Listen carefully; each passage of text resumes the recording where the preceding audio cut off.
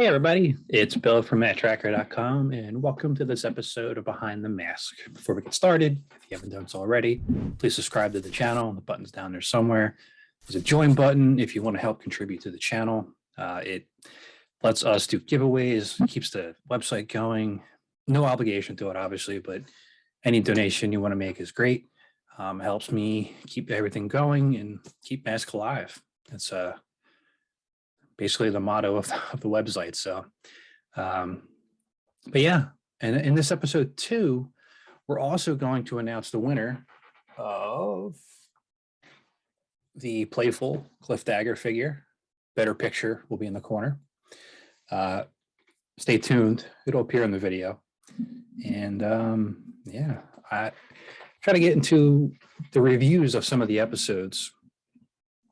And in this episode here, I'm wearing my Phillies gear because the premise of this episode takes place in Philadelphia. Well, at least the target is.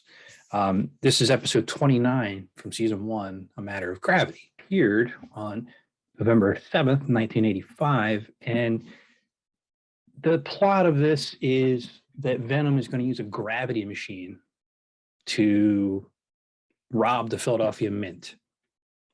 It's a bold plan, to say the least. The characters that are in this episode, I can run down them real quick. You have Alex, you have Brad, Bruce, Dusty, Gloria, Hondo, and Matt for the Mask Agents. And for the Venom Agents, you have Cliff, Miles, Vanessa. And Scott and T-Bob are in it, as they always are. And I don't know about you, but I really do like the episodes where you can incorporate more of the characters. Yeah, some of the episodes with just like Bruce and Matt, they're okay, but having the team together, I always like that aspect. So in the comments below, let me know if you like that better. Like, do you like the team better, or do you want to have like a more focused story on one or two characters? So for me, I'm a huge fan of having a team going together. I guess it's why I like the Justice League so much, but could be the case. The episode opens up on a train. I guess you're going to have to test this weapon out somewhere, and this is how Venom does their test. They use it to crush this train, essentially, and it is successful. And T-Bob has a really good joke in this, actually. Aside from the fact of the destruction of the train, he says whoever was driving this will need to be retrained. I actually approve of that one. So Scott and T-Bob come across this crystal, and it does look like a giant diamond, but it turns out that it's not something that's recognized by the mass computer. As Matt is scanning this crystal, T-Bob all of a sudden starts freaking out, and Matt uses the spectrum mask to see that something is causing a change in the Earth's gravity, which makes sense for this episode title. Matt's able to get the coordinates for the disturbance, and then Scott and T-Bob naturally want to go along, and Matt just says, no, can't. So again, Father of the Year, just go back, go away. I'm not going to take you there, but you're responsible to get there.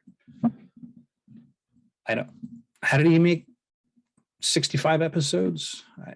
I don't know. Battle ensues, and well, if you're not familiar with this episode, Firecracker actually gets destroyed, and you're going to see it here. It's one of the few things that has continuity throughout the entire cartoon, and I've talked about this in previous episodes too, but it's just odd the way that it happens.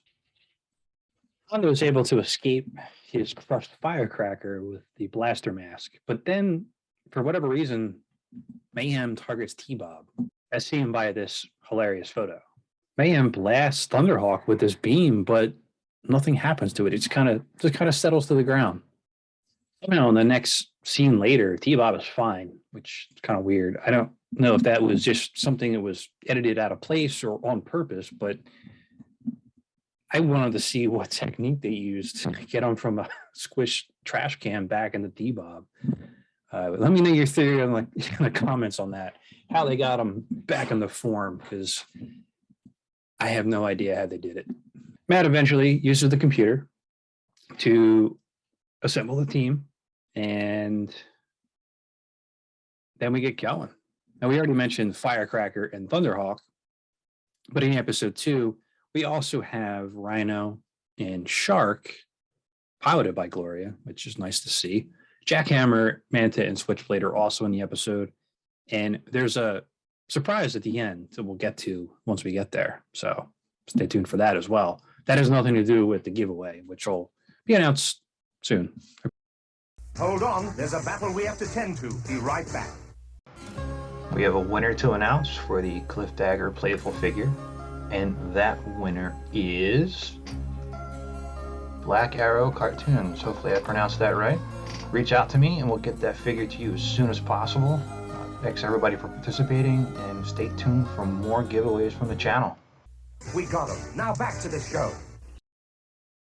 So Venom created these crystals out of coal.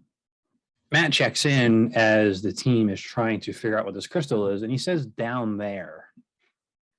But in the next shot over, he's already still on the ground. So yeah, they're not underground. So there's a continuity error there. Just wanted to point it out. That's at about the 13:30 mark, if you're curious about seeing it.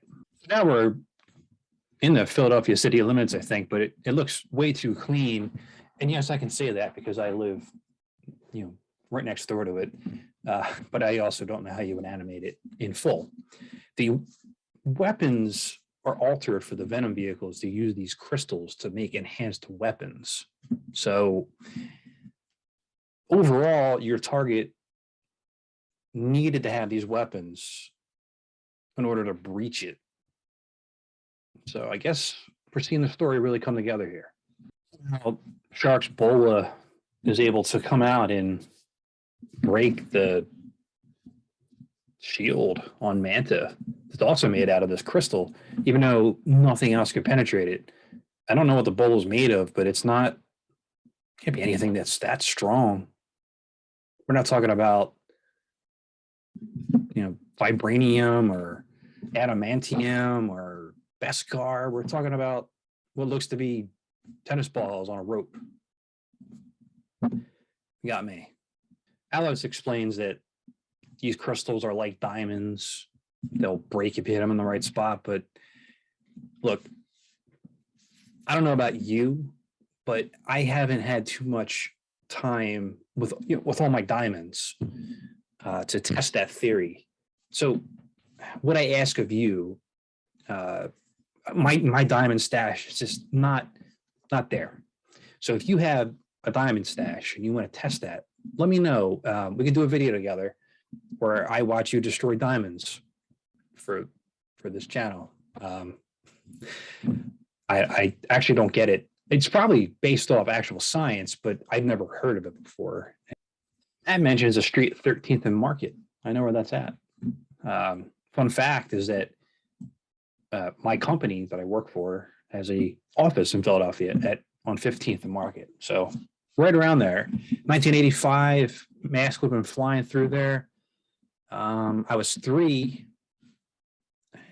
Maybe I saw them. Maybe I saw them fly through there. Who knows? Because I did live in Philadelphia for a short time when I was really young. So you imagine that though. You're just kind of sitting around, and all of a sudden you see these vehicles flying around inside of a city. How do you respond to that? Any of it? If it's out of the blue, if it's something that's announced and you're going to see it as an exhibition, sure. Kind of like a monster truck show or something like that. But you're just walking down the street and you see this happening. I don't know how I would react. I guess I'd be happy because Mask is back if I saw it today. But I'd also be questioning what the hell was happening if it was live and I didn't know what was going on. But no, it's cool to see this kind of tie into an area that I'm fond of and I know a lot about. So it's pretty neat. Switchblade gets Rhino and Thunderhawk inside the gravity weapon, and it looks like their number's up, but Gloria uses aura, kind of flips the direction of the weapon on Mayhem, and Switchblade gets crushed. Begs the question of how many Switchblades are available. and where can I get one? At the end of the episode, Firecracker is still destroyed, and the team presents Hondo with Hurricane, right?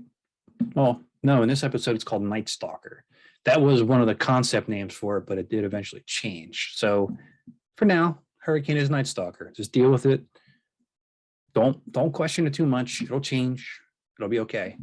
But it goes back to what I said earlier about the continuity thing where Firecracker is destroyed. Even though Firecracker appears in a later episode with Buddy driving it, it was nice to see this as a grown-up. When I was a kid, I didn't know what the hell was going on. I just saw a new vehicle. I wanted to go buy it. That was the one from the intro where, let me have it. Let me buy it. Now it's finally here in episode 29. So it took a little bit for it to get out onto the airwaves in order to then brainwash us to get it when series 2 of the vehicles came out. And that's how the episode ends, really. And to end the episode, you have the safety tip, and T-Bob's trying to jam all kinds of stuff into a garbage disposal, and he's going to put his hand in to try to fix it. Scott warns him to turn the power off first, which is always a good lesson when sticking your hand in any sort of electrical equipment. So, if you have anything along those lines, garbage disposal, hand saw, buzz saw, any saw, make sure the power's off.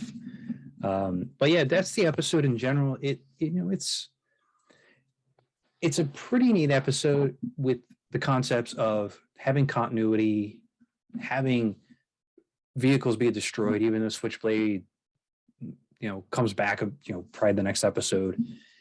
It's just nice to see that. And one of the hard things that I know was hard was that there were so many different writers for the show that I don't know how the flow really would have went for continuity. But as long as the stories are creative, which season 1, 90% of them, I think, had a lot of creativity and a lot of, really, really thought out process with these. But in the comments, let me know what you thought of A Matter of Gravity. Out of, let's say, out of 10, 10 being the best and 0 being the worst episode, I'd give this a solid 7. Maybe 7. We'll go 7.5. So give me your grade as well.